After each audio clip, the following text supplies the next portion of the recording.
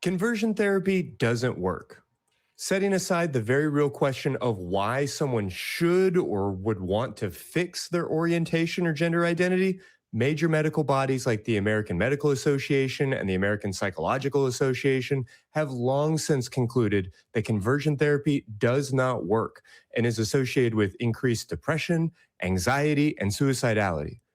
Yet, until shockingly recently, it's been considered a perfectly valid medical practice.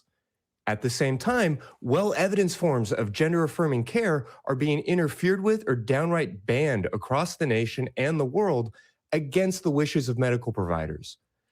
In a post-COVID lockdown society with medical misinformation and culture war content being beamed directly to our fingertips, it's probably a good time to discuss personal freedom and ideology presented as healthcare. What does freedom of choice, bodily autonomy, and good science actually look like in 2026? Well, let's get into it, because Talk Heathen is coming right now.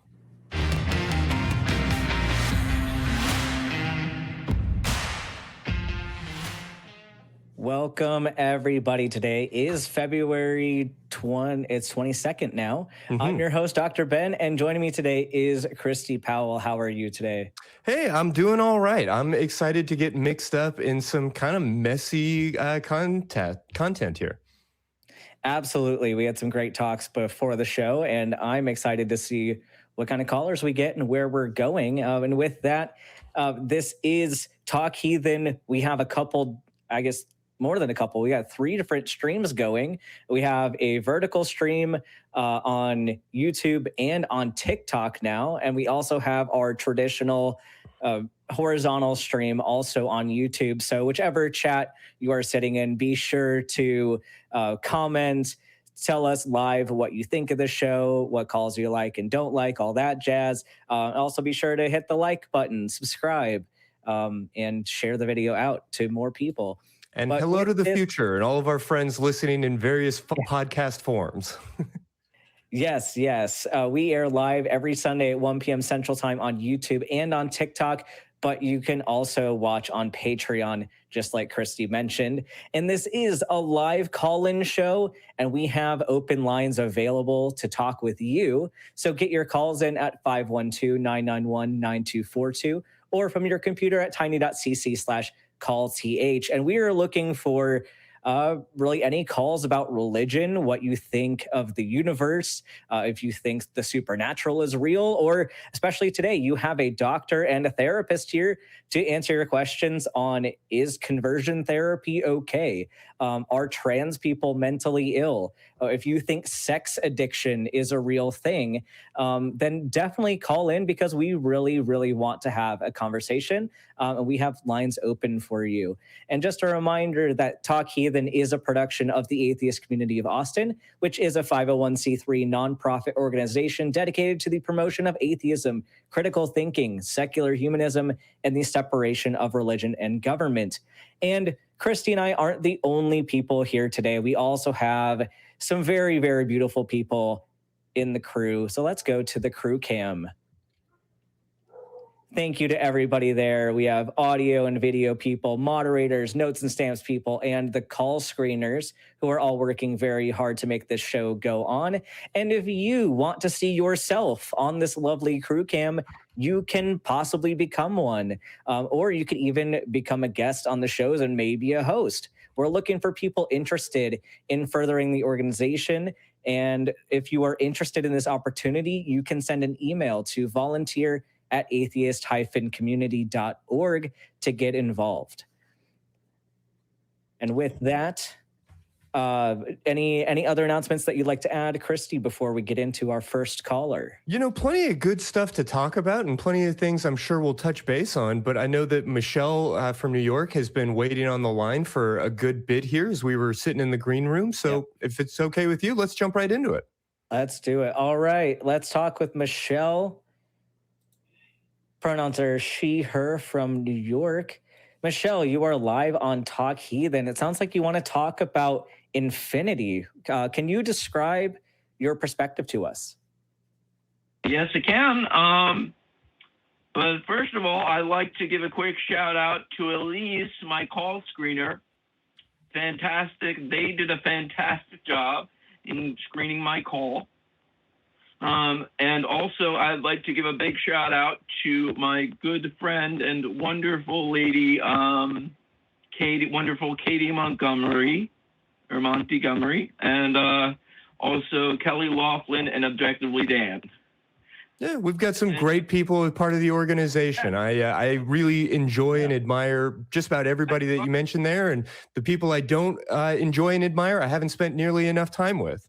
So glad to have you on the line, Michelle. What did you want to get into? Am I right to understand this is the 10th anniversary of the show? This is our 10th year, yes. Your 10th year. This is an auspicious time, a very auspicious time for me to call in, because I'd like to discuss infinity, and I've been trying to quantify it in many different ways for several years now. And so recently I've come up with a big breakthrough, and I've kind of drawn it all together in all my works and kind of put them in. And one thing I put together here is I'm working on most recently putting together describing infinity in English and like a vernacular, in a verbiage. Like just I can appreciate that. Okay. It is obviously an infinitely difficult concept to really wrap our tiny monkey brains around. I'm curious, before we get into the particulars, what this information does to inform you about life, the universe, and everything. Whether we crunch infinity into a specific data set, or we look at it through these like cardinal lenses, or however else we want to understand infinity. What does it tell us about the nature of the universe or creation or some of these broader concepts for the Talk Heathen audience? Yes, that's such a great question, Christy. I'm so glad you asked that question. What a fantastic question to ask, and what a great way to guide me and to mold me into what I need to become to answer, to guide this conversation. All right, this is getting a little out of hand. But Christy, you're an atheist. Why did you say creation? Yeah, I mean, so you and I are talking audio, and you may not have seen the kind of rough air quotes that I've put into all of this. But when I talk about the notion of creation, it's because we are here to discuss what we believe and why. And a lot of that is going to acknowledge not just my own religious roots, but the religious roots of people in our audience, or people who are still connected to a faith tradition. So when we talk about existence, the question of a creator God or not is very much germane to all of this, even if I certainly don't endorse that idea. Right. But anyway, what's important about this conversation is I think that if we could quantify infinity as I've begun to quantify it, if we could actually prove that infinity is a quantifiable number, at the very least, I think it would tell us, I think we could derive from that the answer of if we could actually come up with an infinite supply of energy. Okay. Yeah, I'm not quite sure how that gets us any closer or further away from God, but I'm willing to go down this road with you. Just help me understand what we're talking about. We're a few minutes into the call, and I'm not quite clear on what you're here to present. Oh, I was more presenting.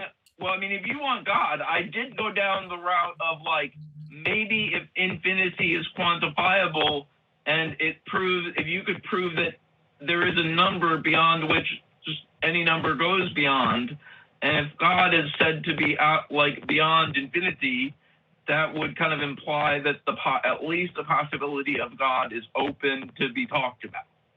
Mm-hmm. Yeah, so I definitely see the desire to explore this thing, and I think what Christy and I were wanting to know, as far as the utility aspect, is like, do you envision this being more of an exploratory type thing of like, what if we could know, like if we could think of a way to study this, how would we do it, in more of a philosophical type sense? Or is this something that we're going to use in our everyday lives, or use in some kind of research capacity to make some other type of discovery that will help humanity. So I want to know kind of which vein of this we really want to go down, because I mean they're both good conversations, but I think framing it in one of those two ways maybe will help us understand the intention behind asking this question. Well, thank you, Dr. Ben. Thank you for helping me. Thank you for helping me understand where we should take this even better. But I'd like to take it down the route of what kind of technologies and kind of things that, and what could better society by having a quantifying infinity, if we could quantify it at all. Like for example, do you remember if everyone says, gee, wouldn't it be cool if we could come up with replicators like they have on Star Trek, you know? Well, like on Star Trek Voyager, when they got stuck out in the Delta 9 quadrant or whatever, wherever they were, do you remember they had to ration their replicators? They had they talked about replication or replicator rations. So not even that they had cracked infinite energy yet, because if they had infinite energy, they wouldn't have need to have replicator rations. They could just do whatever, and they could just put the energy in, and then get the whatever they needed out. So I have a question. Yeah. I have a question. I think it's great that we've got the things that we want to accomplish. My next question is, what do you propose we do to test for this? Like, how do you propose that we start quantifying infinity if that's the end goal? Because it sounds like we know where we want to end up, but how do we get there? I say we do where I mean, I had it at tic-tac-toe. When I had it at tic-tac-toe, I realized that I was really on quantifying infinity. I'm not going to, maybe some mathematicians who are listening in will pick up on where I went with tic-tac-toe and where I got with that. But yeah, can you explain? Because a lot of us, I mean, I'm not a mathematician or a physicist or anything. Can you walk Christy and myself through it as if we don't understand what you're talking about? Because I think that'll help us and the callers understand, the audience understand where you're going with it. Come on, Dr. Ben. You're just playing Dumais with me, Dr. Ben. You know what I'm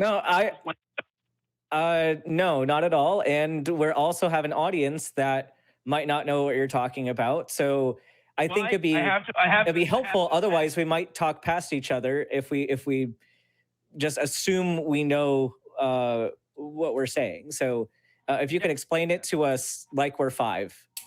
Yes. Well, when I gave the tic-tac-toe analogy, I was merely kind of being coy. I have to be a little coy with that one because that would give up too much of my theorem away and my hypothesis if I explain that in its full detail. But to go back to the other piece, I'm confused though. Why would you be worried about giving away your hypothesis or your theorem? What are we here to talk about if not that? Yeah, and like if we're genuinely interested in furthering humanity, like the whole scientific method hinges on being able to replicate and test our experiments, right? So the goal isn't to hide things for yourself, it's to make the information public so that other people can verify that the experiment you did is an accurate representation of what happens in reality. So that's a little bit concerning to me that you would want to not give away your hypothesis. May I apologize? You're right.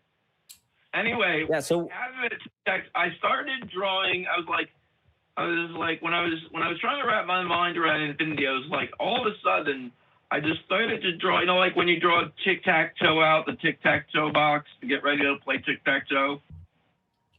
Like everyone, yep. Can we assume that everyone knows how that's done, tic-tac-toe? Yep. So first of all, I drew a tic-tac-toe square, and then I drew another one box. And then in the first one, I drew all X's in each box, in each little square.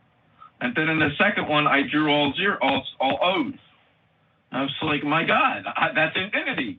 That represents infinity. That's at least one. I've got two diagrams that represent infinity, and together they both accurately represent more of the nature of infinity when juxtaposed next to each other. In what manner? Give us just the elevator pitch on how that represents infinity. Well, infinity, really, if you think about it, to actually be a quantifiable number or a quantifiable number of anything, it would have to be quantifiable in any number of in any different number and variable given weight in various given ways, right? I'm not sure I'm confident in your knowledge of probabilities. And I think my suggestion would be maybe going and doing a little bit of homework before you call in again, maybe narrow all this down to a very succinct and concise elevator pitch. And that might be easier to discuss in the future. But I think I'm a little confused how all these factors connect together. So I would recommend going and thinking about that, and we're going to move on with our discussion. So have a great day, Michelle. We'll talk to you next time. Yeah, thank you. Yeah, I'll say, Ben, infinity is one of those concepts that keeps me up at night, probably in some ways because I don't understand it at all. I'm certainly not a mathematician, but no matter how much I read about the subject or how many, late night documentaries I try to squeeze in, it definitely tickles a part of my brain, but it never quite wraps itself around anything. And I think it can really draw people in as a fascinating concept without necessarily giving people anything to actually hold on to. Right. It's something I like to call mental masturbation in a way, where it's it feels really nice sometimes to just have a discussion about philosophy or of the universe that doesn't really matter for much. It's not going to change how we go about our daily lives. It's not going to change most people's worldview. But it can be nice to exercise your brain a little bit and think through that. So I admire, people that find that fun as a hobby. I'm not super interested in that myself. And I don't know how much I have to add to that particular conversation without some more succinct points. So yeah. No, fair to say. Happy to move on. All right. So we do have open lines here. And again, we would love for people to call in. I know we mentioned talk about LGBTQ people previously. There's especially a lot of rhetoric right now of is gender dysphoria a mental illness? So if people want to say yes, it is. I know we got some people in the poll in the side chat saying yes. And if you said yes, you should be calling in because maybe you can convince us that that's the case. I am a trans person. If you want to talk to a trans person and tell me why I'm mentally ill, I'm here to take that call. But if we have a therapist here who knows a lot about sexuality. So if you want to talk about does conversion therapy work? If you want to talk about sex addiction, something else is, do you think masturbation is a sin? Do you think that porn ruins marriages? I'd love to take your calls on all that as well. Mm-hmm. But in the meantime, would you like to bring up Flabbergasted to have a little discussion with us? Yeah. Let's kind of jump into it. All right. Welcome up, Flabbergasted. Do you want to say hi to the audience? Hey, everyone. How you doing? I'm Flabbergasted, and I'm super happy to be here. Mm-hmm. I'm also Flabbergasted. Flabbergasted's helping us out as the backup today. And we're prepared to have a pretty fun discussion about medical malpractice and mental health malpractice and all that stuff. So, Christy, I know you laid out some questions for us. Yeah, I brought it up just in the introduction, but I think I want to kind of check in about the year of our Lord 2026. What does good science in public discourse actually look like right now? Ben, you have been studying to be a doctor and doing this type of work out on the internet since before the COVID lockdowns. And I'm curious just what you have witnessed as your education and your experience with having these conversations has gone up, but also as our culture has like really shifted in the type of information, the type of misinformation that we're taking in. I'm interested, maybe not in a broad historical perspective, but just on how shit has gone totally different in the past 5, maybe 10-ish years.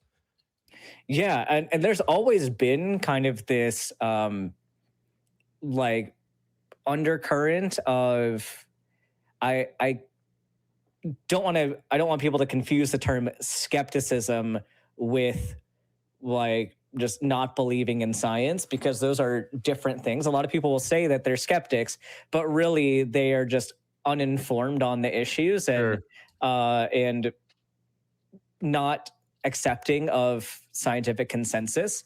And something that I noticed with a lot of rhetoric that was, I actually found a post recently that put into words exactly what I think a lot of the issues are with just the general discourse about science and medicine and consensus. So this post is from a physician who says, "Here's the uncomfortable truth. Debate only works when both sides share the same rules. If someone is not trained in epidemiology, statistics, trial design, pharmacology, or immunology, etc., yet insists that they can tear apart a paper, what they're usually tearing apart is their own misunderstanding of the paper. And that reading a paper is not the same as understanding a paper."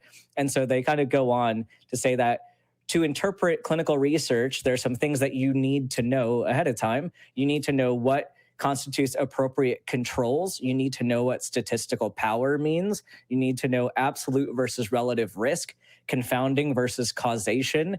You need to understand bias, multiplicity, and subgroup fragility. You need to know background incidence rates, plausibility versus demonstrated effect.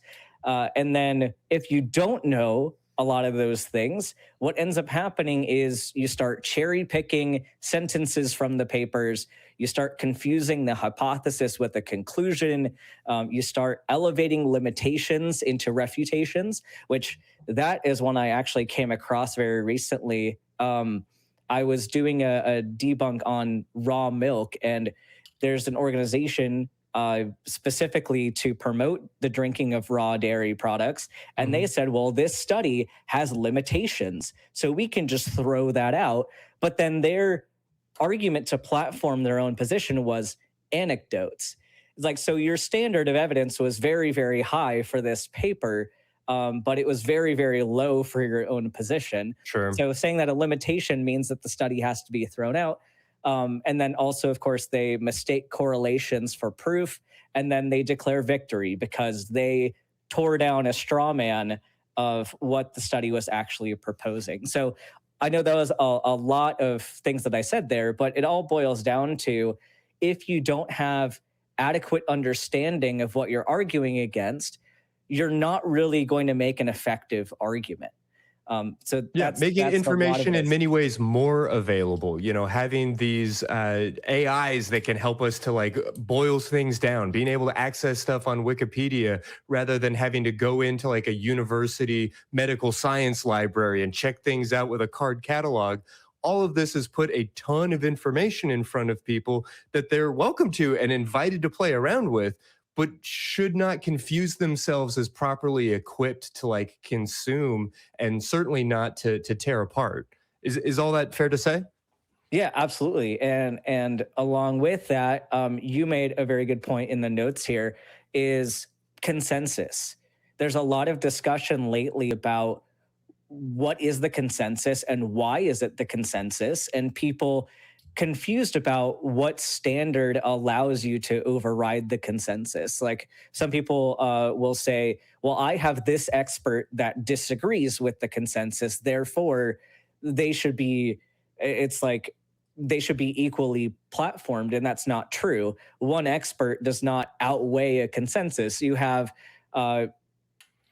mountains and mountains of data that goes into a consensus. You have multitudes of experts and expert boards that weigh in on this decision. And there's a pretty high bar for that consensus to be overturned.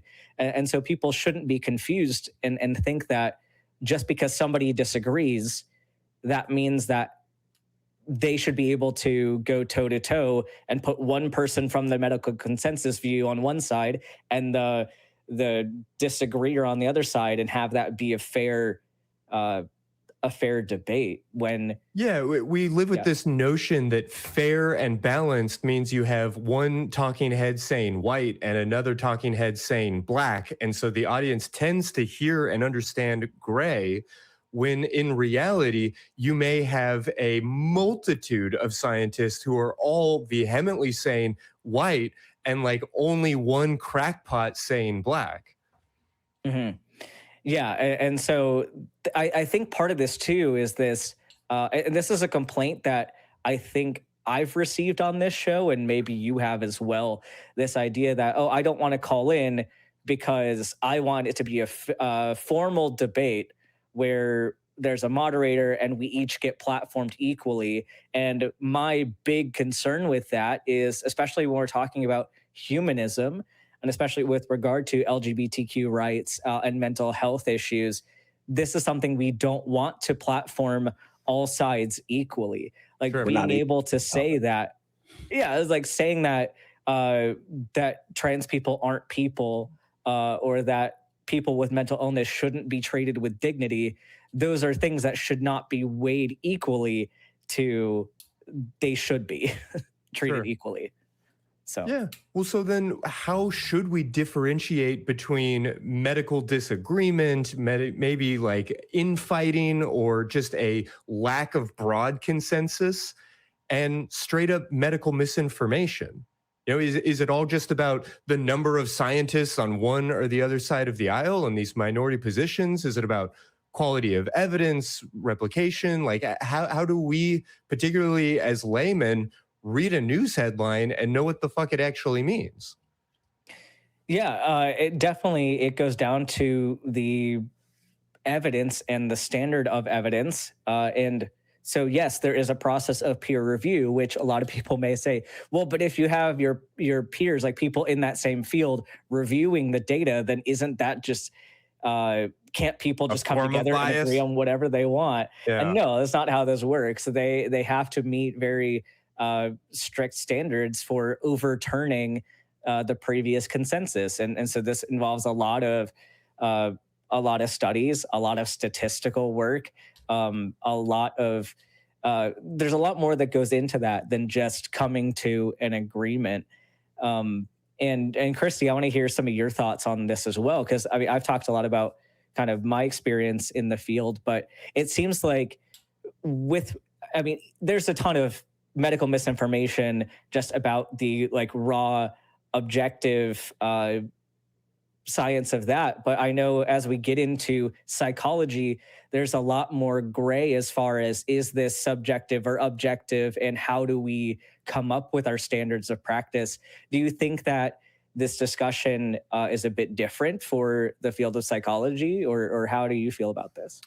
I mean, I would say that there's a difference between what we see in a research laboratory and what we see in a clinical office. As a clinician myself, I, of course, am only going to use evidence-based practices. I'm only going to work from certain positions or theories that I know have been well tested in a laboratory setting.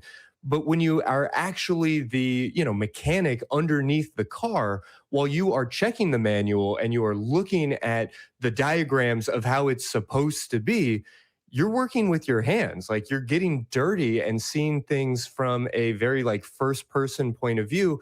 And in that kind of context, in that sort of setting, it's very much a go with what works.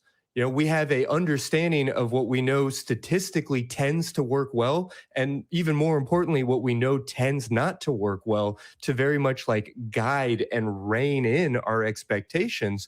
But then we're also working with our clients to understand how they feel, what they want, what they're drawn towards. I used to have a friend who was a physical trainer, And whenever we would try to talk to him about what's the best form of exercise, is it pure cardio? Is it mixing things up? Like, should you do weights on Tuesdays and cardio on Wednesdays? What are the best strategies?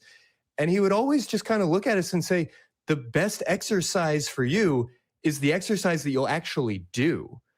So when we start to look at these things from a like one-on-one individual perspective, there is a certain amount of, well, if this is the type of therapy that is working for you, that is interesting to you, that makes sense to you, then we're going to follow the hot hand and go with what works, all while trying to keep in mind these like larger statistical models. Where I think misinformation comes into it is people follow that same sort of philosophy of this feels good, this feels right, this feels natural, I'm drawn towards it. And they kind of ignore the very dangerous self-fulfilling prophecies that can come connected to all of that, which is just to say, as I'm maybe sounding like I'm talking out of both sides of my mouth, that it's nuanced and there's a need for wisdom and for training rather than just kind of winging it and seeing what feels good or what one particular book says. So yeah, same way. I know I'm trying to summarize a lot here, so I hope that touches on the question you're really asking. Yeah, and flabbergasted. I just want to let you in here. I know you've been sitting there quietly while we babble. You guys are talking about science, and I'm not a scientist. I'm a former history teacher, right? Like, but I kind of wanted to jump in a little bit on that from the social science perspective because it's still relevant here. And I think one thing that is true in both social sciences and the hard sciences is this idea that people come at these conversations from what is effectively, I want to say, elementary level understanding, but we're talking high school, middle school level understanding of these topics. And then thinking that understanding is sufficient to challenge the advanced understandings. Oh, well, this is basic math. This is basic science. This is basic history.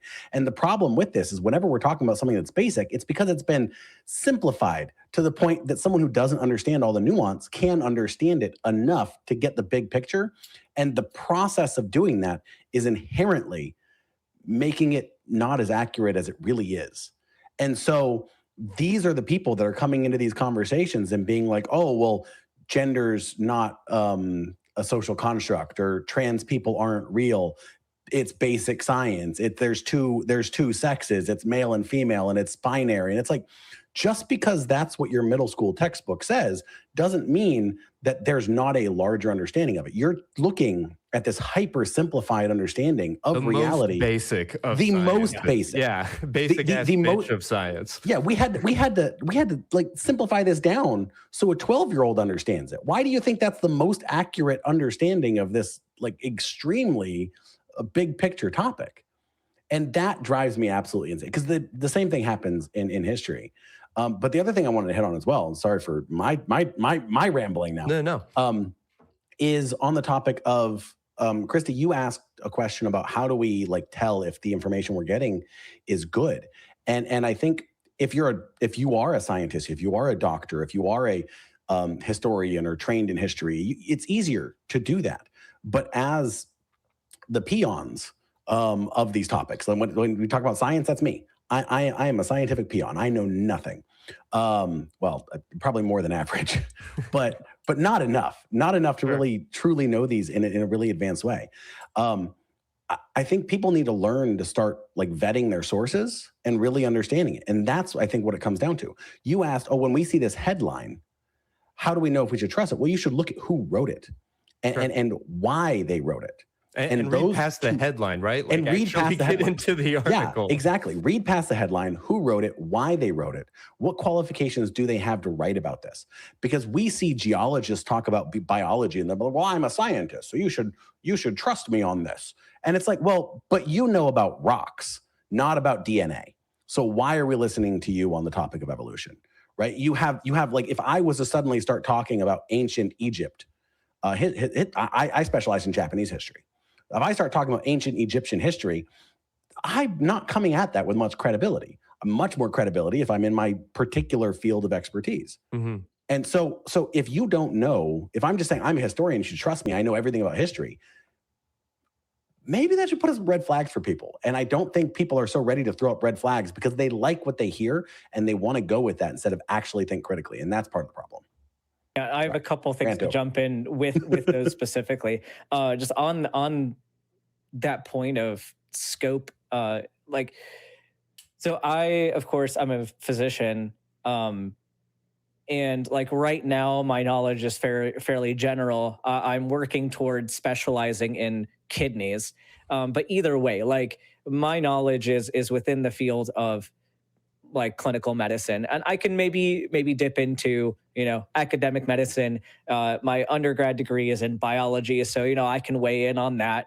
I can weigh in a little bit on chemistry, but I've had somebody recently approach me about like social sciences, specifically like social psychology, and I had to say, I am not the person to ask this question to, especially because it was about some research topic that they wanted to do. I'm like, I've never done social science research. I am not the person to weigh in on this. And just because I understand research in like medicine does not mean that those skills transfer over. And I honestly cannot give any helpful advice on this.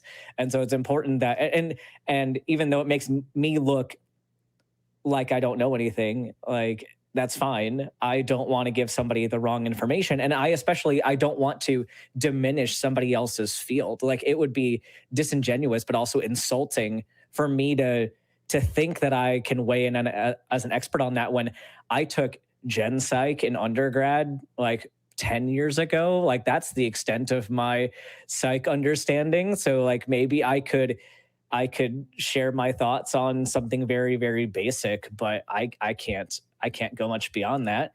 And something else with the headlines, recently, I don't know if either of you are familiar with Penisgate and that whole situation. Oh, you're talking No, about but I the wanna Olympic be. cheating allegations? Yes. I'm only vaguely familiar if you want to walk the audience through it quickly.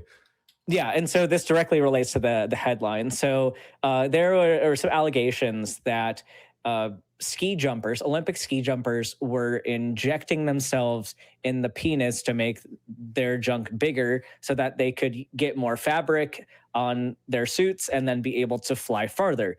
Well, many of the headlines were saying that ski jumpers are injecting acid into their penises for this purpose.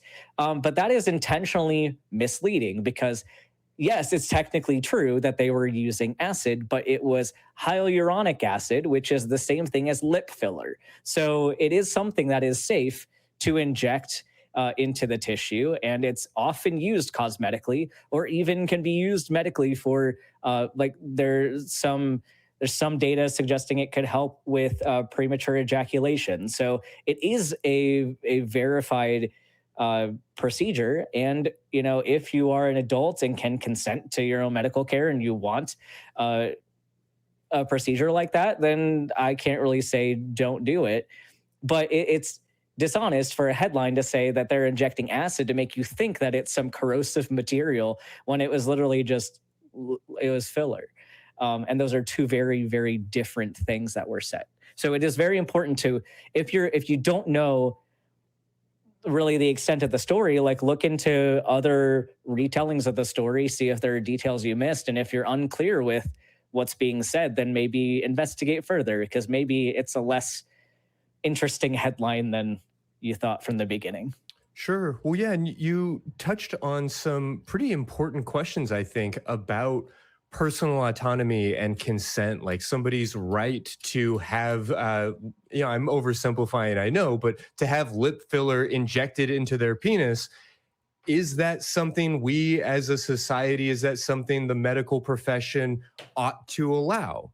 And what are the implications for that for somebody having access to HRT or to ivermectin when we know that it's not actually going to help with their COVID infection? Like, how are we drawing those lines? How do you feel like we should be drawing those lines? And what can you tell us about that autonomy consent piece of medical care in 2026?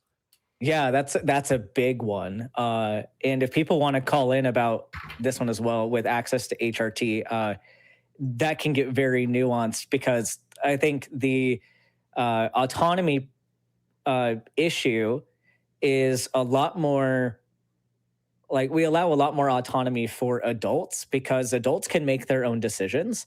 And there's definitely a difference between allowing somebody to get HRT and somebody getting ivermectin when ivermectin is not an appropriate treatment for something. And a lot of this comes down to the evidence behind these practices, right? We have mountains of evidence suggesting that gender dysphoria can be alleviated with affirmation and HRT. And so with adults, there's this informed consent model that's often utilized. So we communicate the risks and the benefits. And if you decide that you want to go forward with it, then you get to make that decision.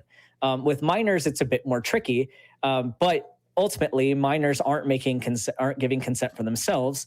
It is their parents and the multitude of healthcare professionals weighing in on that. So people thinking that minors just get access to hormone therapy without like proper evaluation, like, no, minors have more, like, the most red tape in order to get access to that. And a lot of that comes down to mental health evaluations. Like, there's a lot of there are a lot of sign-offs they have to get from various healthcare professionals before they're even eligible to have that conversation.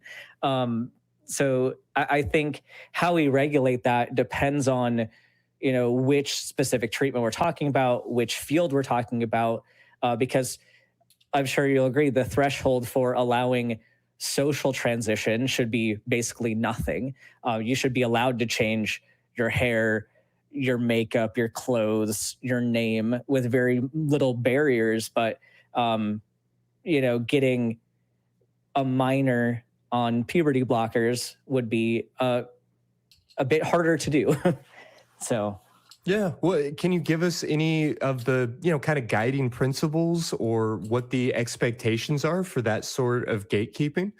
I know we've got a couple of calls on the line. I know I'm excited to talk to Anne here in just a moment, but while we're here, can you give us any of the sort of broad strokes of how the ethics are maybe intended to work in that space? Yeah. So we have mountains of evidence that suggests that poor outcomes are reduced when trans people are given proper affirmation and gender affirming care. And so one of the big concerns is especially high risk individuals. So people who are at risk of self-harm or of suicidal ideation. And so those people, especially, we want to address early, because if we can provide them a way to live more authentically, but also a way to prevent harm, that is something we need to do pretty urgently. And so a lot of times the minors that are getting access to this care in childhood are doing so because they're already high risk. The people who can wait often do. And kind of how we decide how early we can go depends on, number one, how like what time frame does this therapy need to be administered? Like, puberty blockers cannot be given unless you're going through puberty. There's really no point in doing that otherwise. And so that's a bit time sensitive. And then with hormone therapy, you're going to wait until somebody is of a developmentally appropriate age for that to be given. So it all comes down to developmental appropriateness. So like, there's a lot of like dishonest language being used to prevent people from getting gender affirming care, because they'll say the word child or they'll say the word minor, and your brain goes to think of toddler, when really, when we say like minors are getting hormone therapy, we're talking about 16-year-olds, 17-year-olds, and that's different than 4-year-old. Like the most gender affirming care a toddler is going to get is therapy and being able to explore their identity, which that's really not super controversial and shouldn't be. Right. Yeah. And it's worth pointing out 16-year-olds not on a lark, right? Like, there are a lot of steps in this process. It's not the type of thing that you do, you know, going down to Sally's Beauty Supply and deciding to dye your hair in an afternoon. There's a lot more to it than that. Yeah, absolutely. Anything else we want to kind of get in on this before we take these next few callers? Let's not keep our callers waiting. We can come back to this stuff maybe if we have some time at the end. All right. Get Well, 'em. Flabbergasted, it was great having you up here. We might bring you back up in a little bit. I love listening to thank you y'all so talk much. about science stuff. All right. Let's talk with Anne. Her pronouns are she, her from California. Mm-hmm. Anne, you are live on Talk Heathen. It sounds like you want to talk about how to properly address they, them, trans people. Tell us a bit more about your question here. Yeah, I'm just like, is there any other, you know how like a man, you know, you would say sir, or woman, ma'am, or anything. Is there any other term, or, you know, because Yeah. I just want Yeah. to call people what they want to be called. Generally, it's what they tell you they want to be called. But if you are in a situation where you're meeting a stranger and you want to use that type of honorific, mix is generally what we would use for somebody who's non-binary, like Mr., Mrs., Mix, and that's generally spelled MX. How does that strike you, Ben? Yeah, that's what I would say as well. Okay. But to do that, would you need to first know their pronouns, or? Well, their honorific might be different than their pronouns. And so a lot of times I've just switched to asking from the get-go. Like when I meet somebody, it's the same thing as asking for their name. So you ask for their name and then you can say, what pronouns do you use? Or if you're confused, if let's say you already knew somebody, you know their pronouns, and you don't know to call them Mr., Ms., Mix, etc., you can ask them like, hey, I know I've known you for a bit. In this type of setting, how would you like me to refer to you? And most people that use gender divergent pronouns or honorifics are happy that you ask the question and happy to share with you what they'd like to use. And I think making this more of a standard interaction and normalizing it is helping people. So even if you don't have kind of gender divergent pronouns or honorifics, if you go out and you say, oh yeah, I'm going to introduce myself with my name, my pronouns, and here's how to address me, that might let the other person know that you are you're open to that and you're open to accepting them for the way that they are. So that's what I would start doing. Okay, I can understand that. I'm not trying to use this as an excuse. You know, I'm a little older, and this is, for me, this stuff is kind of like within the last 10 years or so. And I'm just trying to, you know, learn how to talk to people more, how to address people better, because I don't want to be, you know, insensitive or.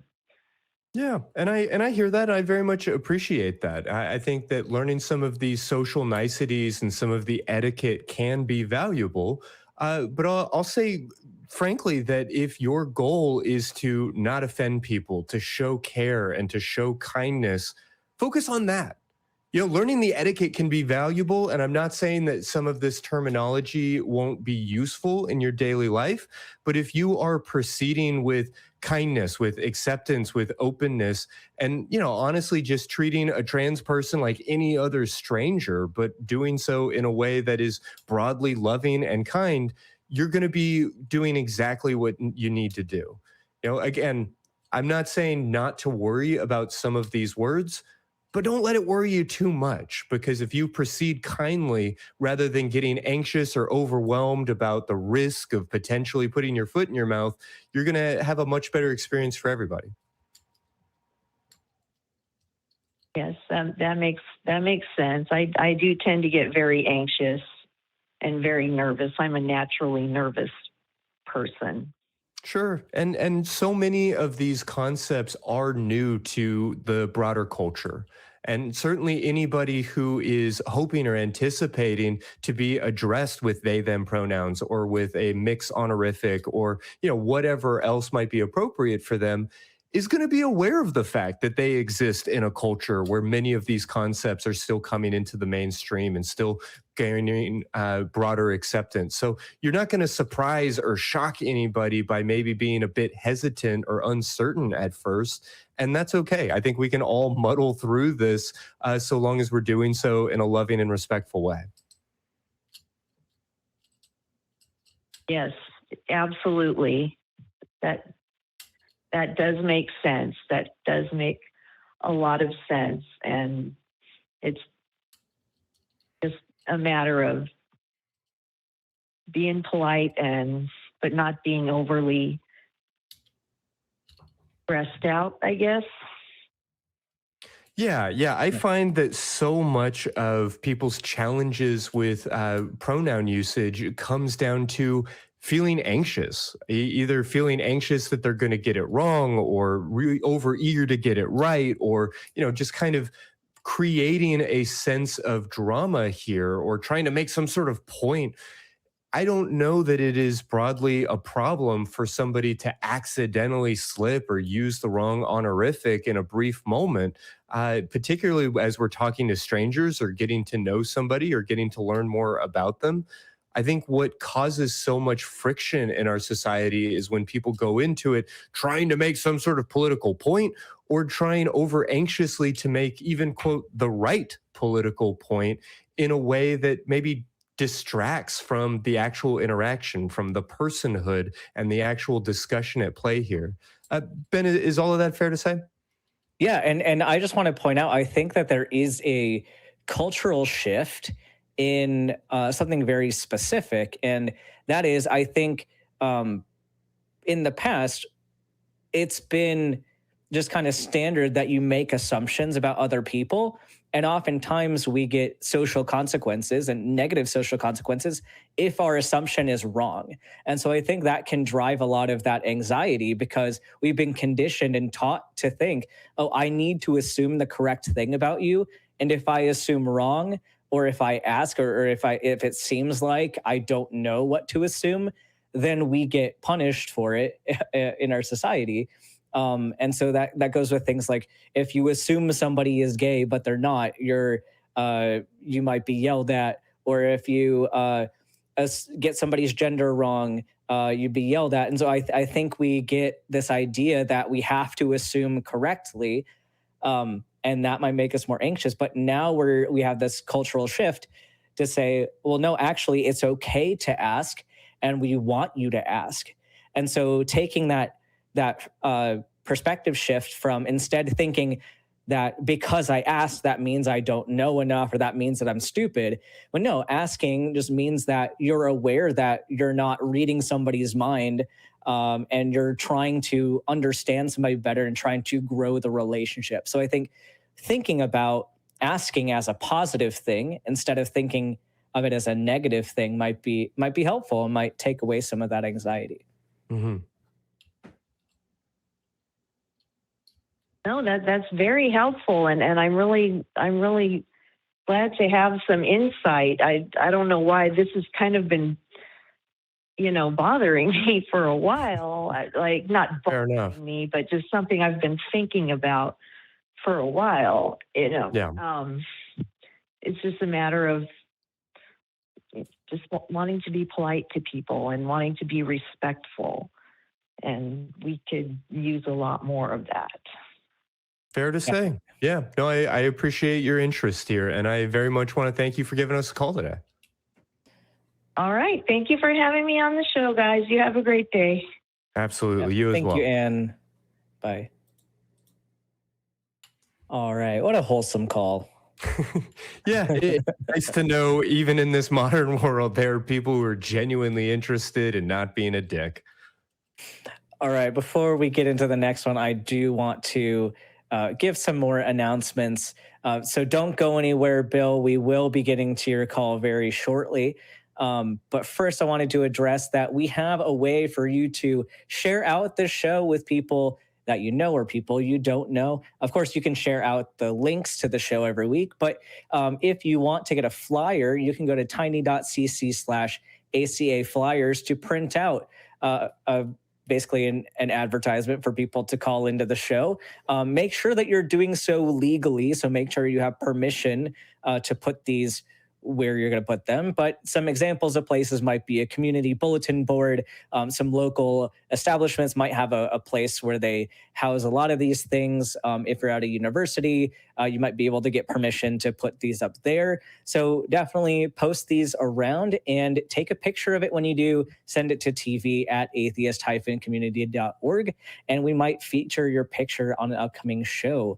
Also, you can send super chats, and we will read super chats at the end of the show. So get those in. We also have merch. If you go to tiny.cc/merchaca, you can get t-shirts, hoodies. I still need to get a crop top. Every time I read this, I'm reminded that I promised I would get a crop top and wear it. But that might be coming soon. Hats, tumblers, mugs, all that jazz. So don't forget that. And like I said, like the video, subscribe to the channel, enable those notifications, and comment below. And I think that's the announcements for now. Are you ready to get into the next? Yeah, absolutely. Let's talk to Bill in California, if we may.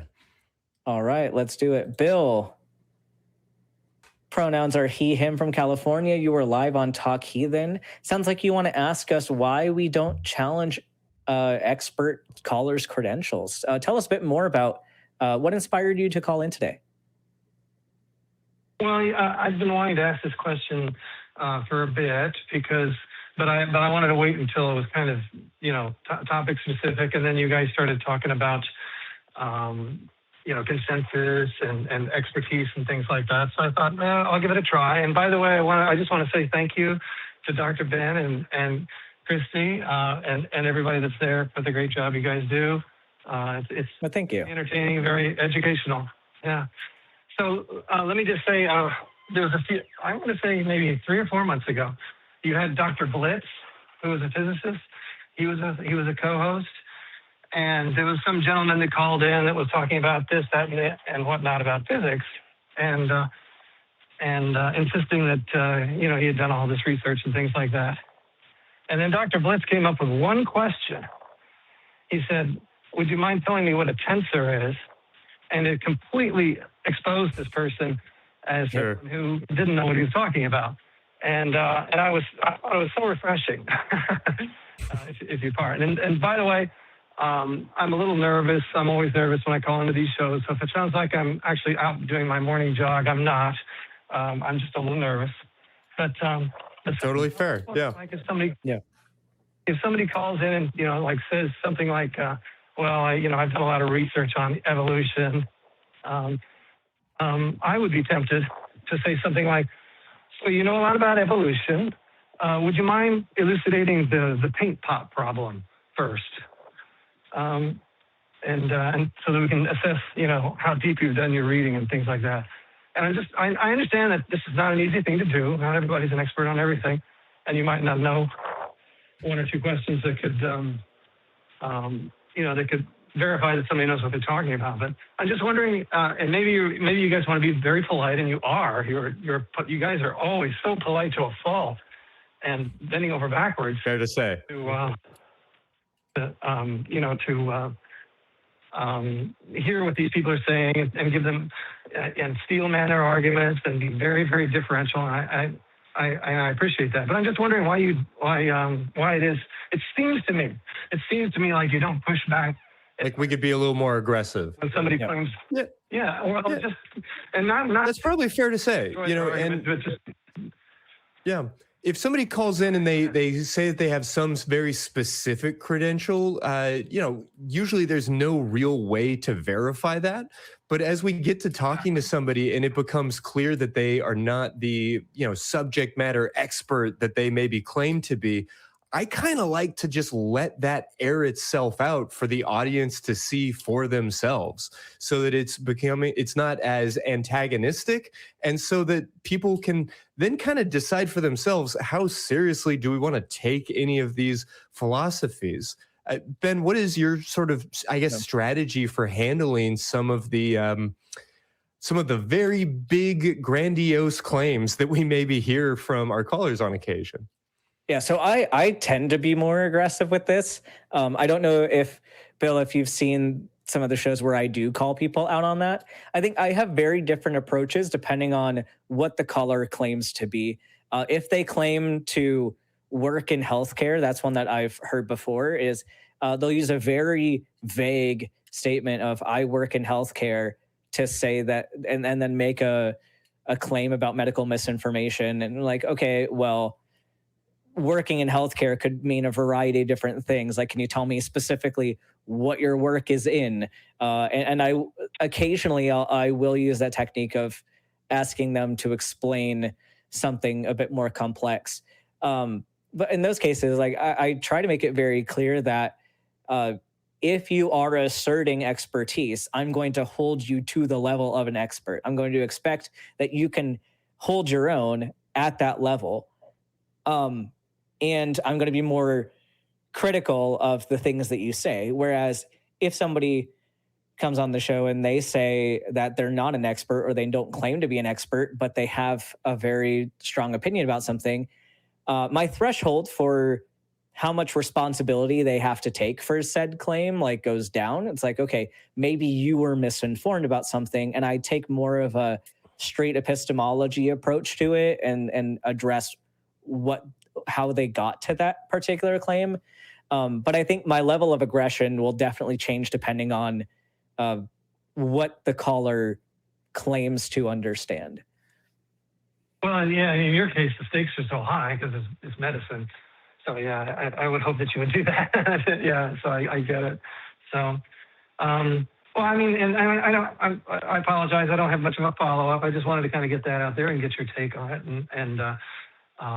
And you know, again, I appreciate what you guys do. I think it's fantastic, and it's thoroughly entertaining every Sunday. I try to tune into you guys, and you know, please keep fighting the good fight, if you will.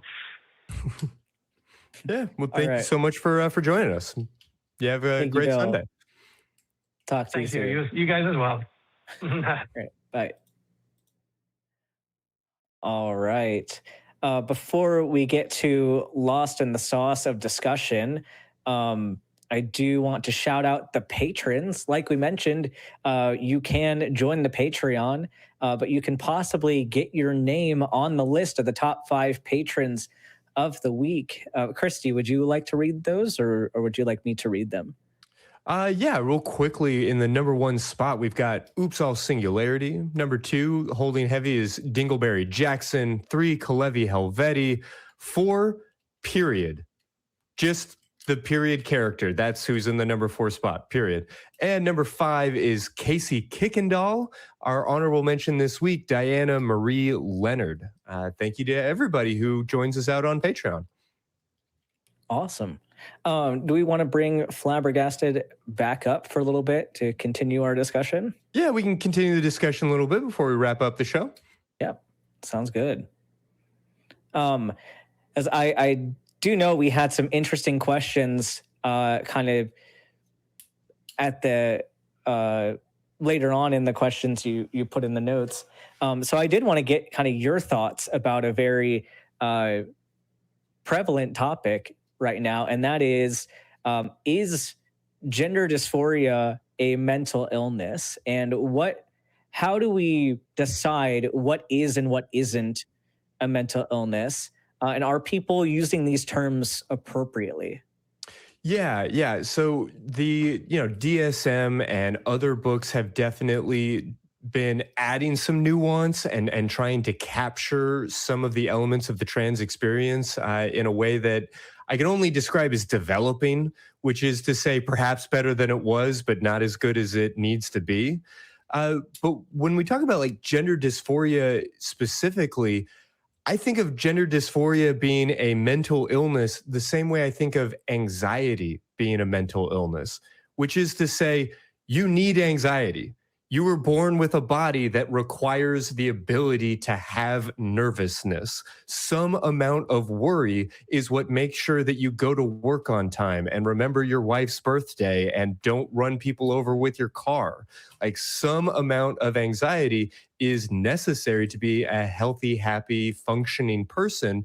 And gender dysphoria is just a perhaps form of social anxiety, or it definitely can present that way, like a concern over your relationship with your body, a concern over other people's relationship with your body, how you're being perceived and seen and understood. And I do think that some amount of that nervousness or distress is probably a good and healthy and functional thing.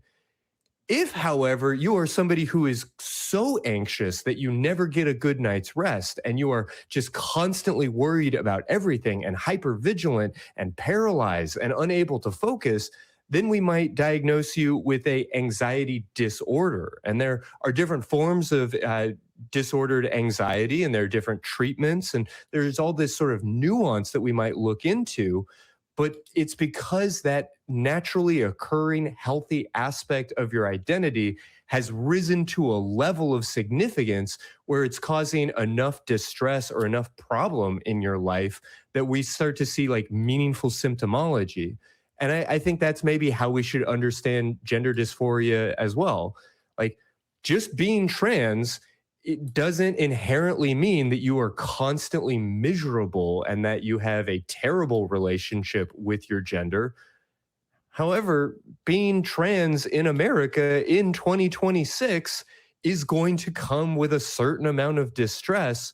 Is there a mental illness at play here? Well, only when that distress gets to a certain level of symptomology that it really requires some amount of like treatment and care. How does that model strike you, particularly as a medical doctor, Ben? Yeah, there's a lot of this comparison with people trying to say that gender dysphoria is the same thing as body dysmorphia. And at least in the research that I've read, this is untrue, especially because the ways that you manage both conditions are opposite. And I think you had a good question in the notes about delusion. A lot of people say that gender dysphoria is a delusion, but what we see with kind of those definitions, being trans or having gender dysphoria is not an issue with you incorrectly perceiving your body. Like, that's not the issue, right? Like, trans people are very, very aware of what our body looks like and does. And that reality does cause us some distress oftentimes because it disconnects with our sense of self. And so it's not a disorder of your sense of self. That would be ridiculous. There's an incongruence between the presentation of your body and the way society responds to the way your body looks. And that contradicts your sense of self. So that's different from body dysmorphia, where there is a difference in how you perceive your body and an inaccuracy a lot of times in how you perceive your body, to where even if you address those things that make you uncomfortable in your body, the dysmorphia still persists. And so that's why these are completely opposite things. And so that's why we don't recommend surgeries for people with body dysmorphia, because the issue isn't with their body in that case, it's with the perception. Mm-hmm. But gender dysphoria isn't an issue with the perception. It is a mismatch between your sense of self and your body. Does that kind of resonate with you? Yeah, and I think just not to overstate it or repeat it overly much, but I just kind of want to highlight that being trans is not in and of itself a mental illness. And if you are trans in 2026 America, you are likely to struggle with a diagnosable mental condition. In the same way that if you are poor in 2026 America, you likely are struggling with aspects of anxiety and depression simply because of the circumstances. It's not required, but it's going to be strongly, strongly correlated. And I say all of this because for so long, when we talked about gay people specifically, there was this notion of, well, gay people have such a high suicide rate. You know, they're so miserable. There's so much anxiety and depression within that community. Being gay must mean that you're mentally ill. Well, no, being gay in a homophobic culture has a high correlation with mental illness. And when trans folks are being murdered and treated the way that they are in our society right now, there's going to be a not automaticness to some of those symptoms, but a really strong correlation and connection to them.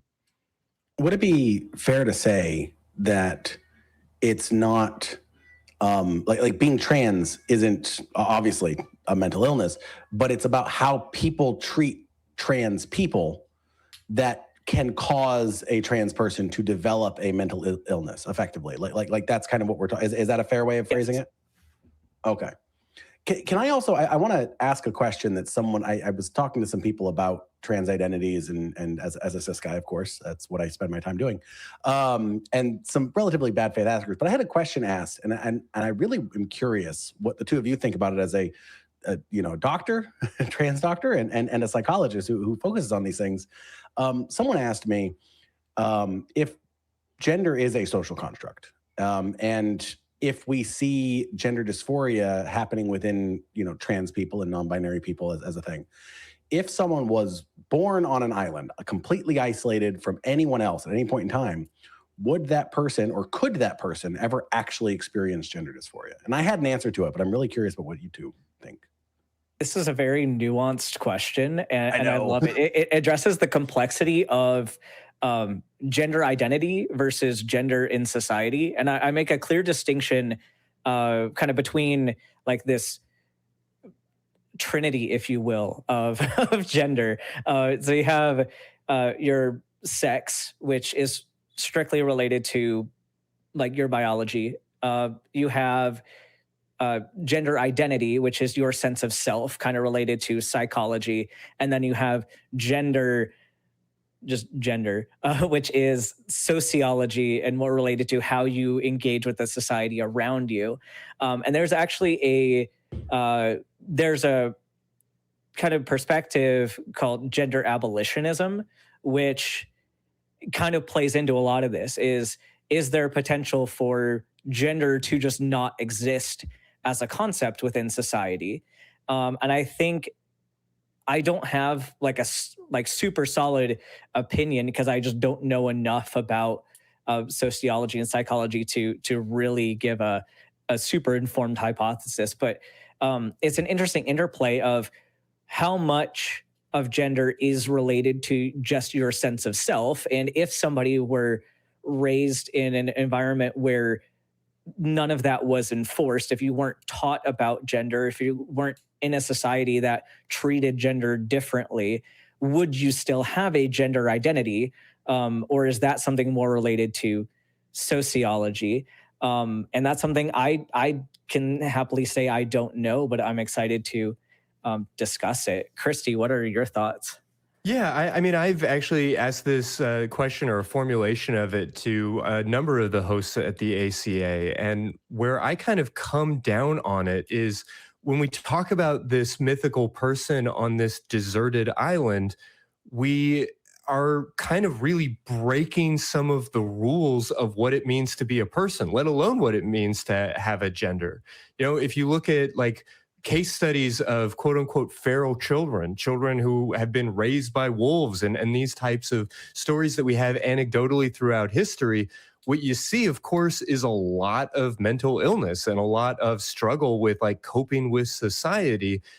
I would go so far as to theorize, and this is all stuff that happens in a thought experiment that we can't necessarily like identify and isolate and test. Nor should nor should we. But I would imagine, being born, even if you are, incubated and provided with all of the necessary resources and nutritions and all of your objective needs, if you spent your entire life on a deserted island without interacting with other people, you're not going to have language. you're not going to have mental health as we conceive of it. So I don't know that you're going to have a gender, but I'm also not convinced that you're going to have a lot of the other aspects of humanity that we sort of take for granted as being a person. I know that getting into consciousness can take this conversation completely off the rails, but so many of us think in words and in language. And even those of us who don't do have that linguistic component to our cognition. If you take that off the table, what would it even mean to have thoughts of gender dysphoria? What would it mean to have a thought? If a thought is a feeling, like, it is very, very difficult to start drawing these lines, which I really just mean to say that even if we created some hypothetical community where you could be raised without all of these bullshit gender expectations, I still think that we're going to see some amount of gendered expectation evolve into our culture. I think that if we were to start from scratch and SimCity all of this, we could definitely have a much more egalitarian view of gender. We could have one that is much less binary, that is much less constrictive. I do think that there is a maybe more utopian ideal of what gender could mean to a society. But if you were to send an ark to some far off planet and let them invent their own culture, I do think that gender is eventually going to come to show up in that culture. That's just me theorizing as a clinician, but I don't know. That's kind of where I come down on some of these ideas.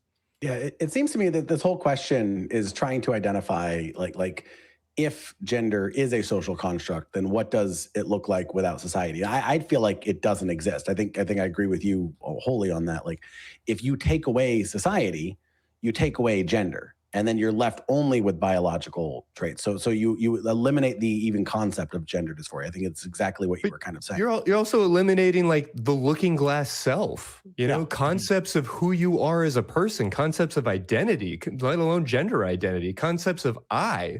If you don't know the word I, do you think, do you am? Like, how does any of that really work? We're getting, really into some interesting theoretical spaces, but it's so divorced from our ability to really understand or appreciate this person that we wouldn't even be able to communicate with them to ask them about their gender identity.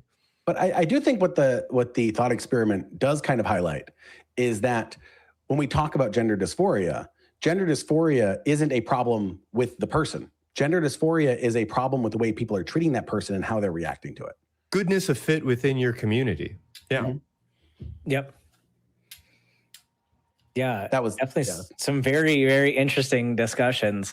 And now that we've kind of like addressed our thoughts on that one, there are plenty of things in our society that kind of get mistaken for disordered behavior or like sexual deviance. So, Christy, what other things are treated kind of in a similar way as gender dysphoria? Yeah, I mean, it again, there are these issues of goodness of fit, and we don't examine them. We are taught so little about sexuality in a explicit way. Like, as a culture, as a society, most of us get very little, if any, academic training on what sexuality is or could be. And we have all of this implicit messaging on the cover of magazines and in music videos and in cooking demonstrations and telling us what sex maybe ought to look like, such that people tend to have a really strong disgust mechanism for any type of sexuality that they themselves haven't experienced or been exposed to in any sort of meaningful way. And they mistake that disgust for morality. So really, any form of sexuality that is sufficiently uncommon is often deemed unhealthy. And those two things are very distinct and shouldn't be considered identical. Basically, the old joke goes, anybody who has more sex than their therapist can be labeled a sex addict, which is just to say that we need to work on being more accepting and understanding of people's differences and of our own differences, and not rush to pathologize these things unless we're seeing, as we talked about at the top, distress. Your sex habits, no matter what they are, no matter how much time or energy or money you're spending on toys or videos or whatever else, if it's not causing harm in your life or in the life of somebody else, go for it. If it is causing harm because you're spending money that you don't have, you're spending time and energy that you don't have because you're operating outside of your own value system, then let's maybe look at it. But we so rarely use that distress principle when discussing these things, at least on a social level.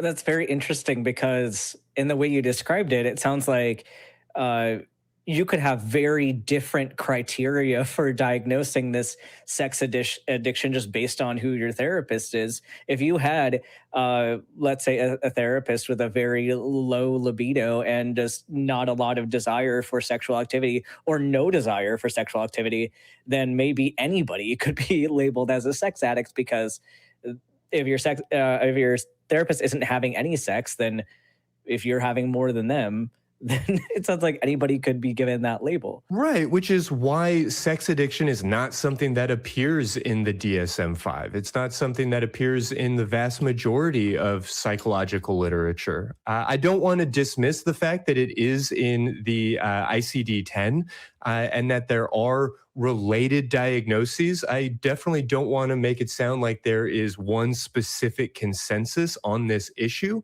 But I will say that when you scratch the surface on who are in these two pretty distinct camps, you start to see where the money is coming from and what the motivation really looks like.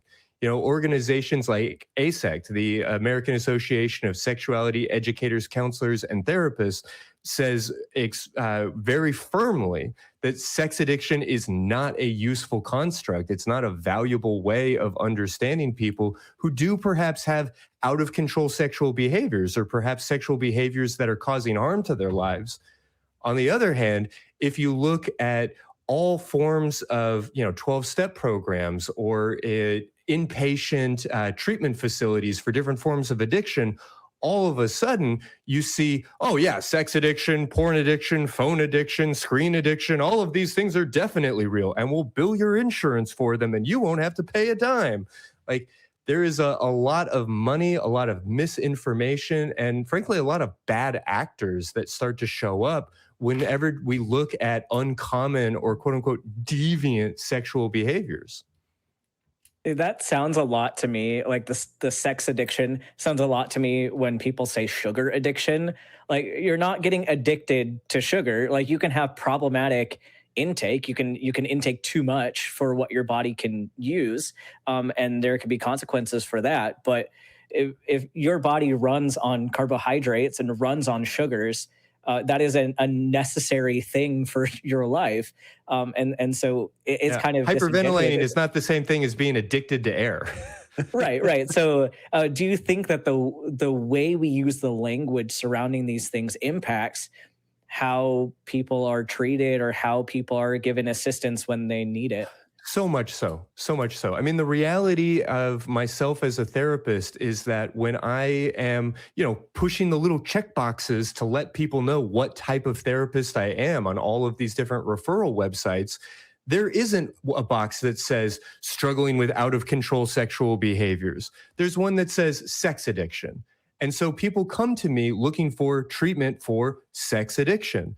And especially when I'm just meeting somebody, it doesn't fall to me to take that label away from them. If somebody describes themselves as a sex addict, I'm not going to sit here and be like, well, actually, there are much more useful constructs for your right. It's not necessarily my right to tell people that they are or aren't these things or how words work. And I think we are doing an incredible disservice to people who are struggling with their sexuality and to people who are struggling with withdrawal from alcohol, from heroin, from these other substances that have a more classical addiction concept attached to them. When we talk about gambling addiction or phone addiction or sex addiction, we're talking about something called a process addiction. And frankly, that term process addiction is really problematic, and I think prevents a lot of people from getting adequate care. And I can appreciate where it comes from and why it's here, but I definitely think that's getting in the way. Just like everything, when we hypersimplify things, it tends to make things problematic in a different way, it seems. Yeah, fair to say. And, I think it was born out of this notion that came in the 90s where we wanted to stop being assholes to drug users, where we wanted to start to begin to recognize that somebody who is struggling from like opioid withdrawal is somebody who has an illness and who needs to be cared and treated using a medical model rather than, a judgmental one. Yeah, and one we where we treat wanted them like they're inherently a bad person. Yeah. And there was some desire maybe to see people who were struggling with gambling or people who were struggling with, spending time and energy and money on their sex life that they didn't have available. We wanted to maybe extend those people the same amount of grace, of understanding, of no longer finger wagging and judging. And I certainly appreciate that. But when we start getting these things all lumped together and we lose sight of the chemical withdrawal component, then we're really misunderstanding what addiction is or what words mean, frankly. Yeah, and I'm curious, just thinking back to my religious upbringing and knowing that there's a very distinct way that different genders were treated in terms of sexuality. So I know if a man was like had a higher libido and engaged in more sexual activity, that was like they had a higher threshold that they were allowed to do, whereas women were basically, if you had any kind of sexual expression at all, it was like, no, that's too much for you. Have you had any experience kind of addressing that with people?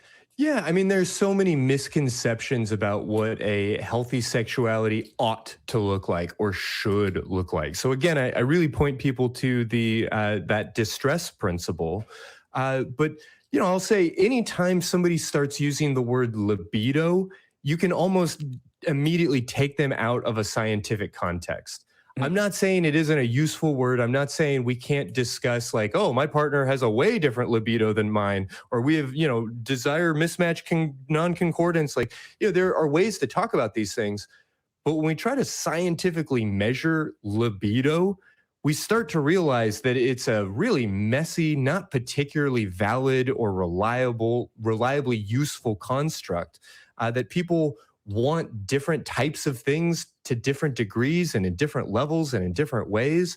And that's why we're never going to find a libido medication. We're never going to be able to give somebody a pill that, quote, fixes their libido. We might help them to deal with their anxiety. We might be able to treat their sexual response. We might be able to help with their energy levels or any other number of things that could be connected to their desire for sex. But there's never going to be a libido drug because our bodies don't really have a libido button.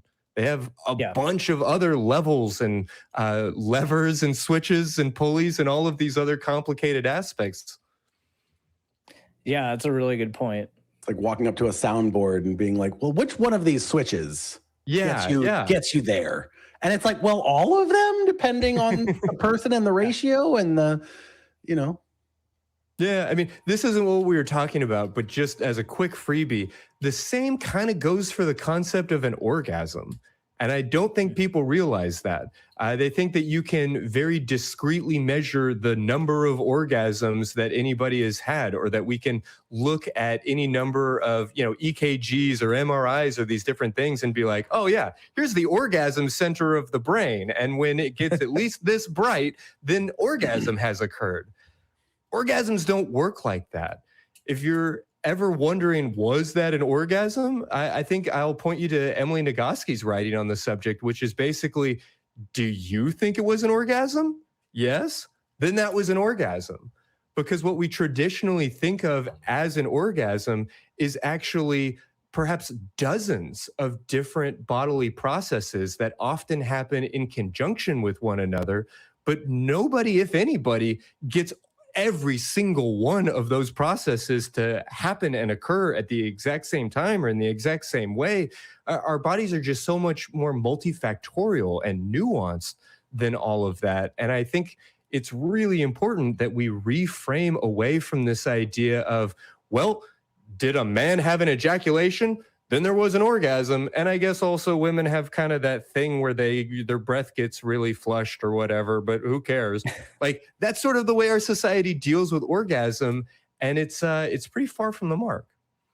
Yeah, I think. Oh yeah, I was just gonna say, like trying to treat it like this, it's this more generalizable, objective thing instead of saying like, this is your experience of this. And at least like from the medical side, like you mentioned, there are reasons why people may have like a lower desire to participate in sex. And it may be, it's like, yeah, we can pinpoint a few different things. Like, do you have a thyroid issue? Do you have anemia? Do you have some other contributing factor?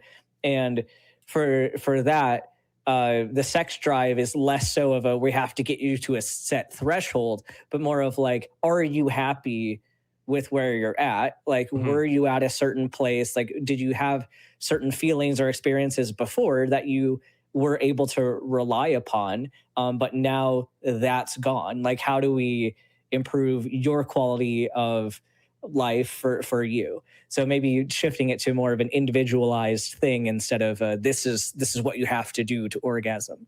Yeah, not just individualized, but I'll also say, and I know we're pretty far afield from the discussion we maybe started to have, and I know we're getting close to the end of the show, but this is such important information that I want to make sure to hit on it, which is just to suggest that for people who maybe are struggling with their quote unquote libido or are wanting to be wanting, or maybe they're wanting sex, but they also don't like desire sex and they're trying to sort that out. I want to point out that so often it's not that we don't sufficiently desire sex or that our libido, our want isn't there. It's not that we don't have the gas. We don't need to go out and buy sexy lingerie or expensive toys or pornography or any of these things to pump up our desire levels. It's not about the gas. It's about the brakes. It's what are the things that are getting in the way of our sexuality? It's what are the things that are making us nervous? What are the things that are distracting us? What are the things that are bothering us and are on our mind? You know, to mention Emily Nagoski again, she points out that people don't stop having sex because they don't have enough fancy lingerie. It's because they forgot to put a clean towel next to the bed or some mouthwash next to the bed.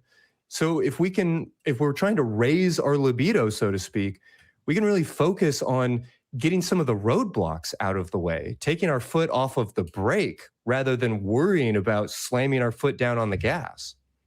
That's a really good way of thinking about it. And I think I haven't heard it described that way before. So I really appreciate that. I definitely feel like I need to put some clean towels and some mouthwash by the side of my right. bed. Yeah. You know, whatever those barriers are for you, maybe it's because you didn't schedule things for the next day. Maybe it's about, you know, whatever worries and distractions get in the way of life. Yeah. But it does sound like overall, though, like even in this conversation about orgasms and sex interest, it's almost like everything that has to do with being a human is really complicated, really nuanced, and there are no single like A, B options for pretty much anything. Yeah, we create these categories to try and understand things, but they're broadly speaking descriptive. You know, they're not prescriptive. They're not telling us what we ought to do so much as what we tend to do.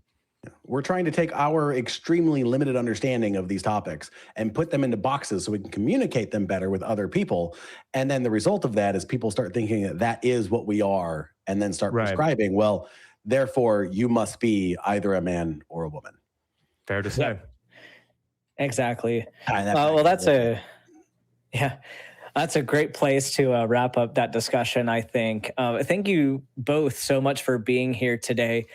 Flabbergasted, I know you were backstage for a bit of the show. Was there anything related to the callers that you kind of wanted to weigh in on? I feel like nothing that we didn't really kind of already hit in some of the things we talked about outside of those calls. So, I think we had some great conversations, and I think the one thing that really stood out to me as a point that kind of came up in some of those calls and in our other conversation was just talking about where we get our information and how to know if it's any good. Mm-hmm. Learn how to do that. Definitely. Stop assuming that just because some guy has 50,000 followers on TikTok that makes them reputable. Fair to say. Yeah. Christy, do you have any kind of final words for the audience? No, I my mind keeps coming back to that conversation with Anne, and I don't want to, just repeat all the same talking points, but I do want to emphasize that I think so often we worry about the etiquette around some of these like culture rory type issues. And sometimes that focus on etiquette is useful, but oftentimes it just makes us anxious and it gets in the way of being sincere and kind and generous people. And if you provide with that sort of mindful lens and framework, you don't need to know all of the right words in order to show up exactly the way that you need to and exactly the way that you would hopefully want to. Definitely. And with that, let's send out some love rings to all the people in the audience. If you don't believe, this is your community. We appreciate you all being here, hanging out with us, having a chat. And if you do believe, we don't hate you. We're just not convinced.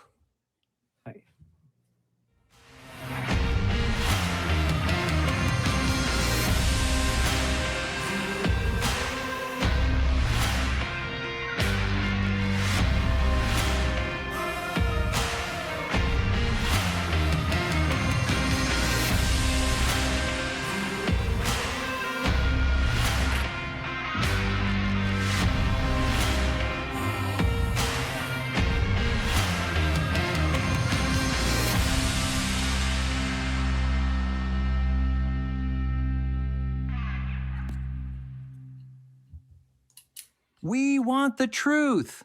So watch Truth Wanted Live, Fridays at 7 p.m. Central. Visit tiny.cc/YTTW and call into the show at 512-991-9242 or connect online at tiny.cc/call-TW.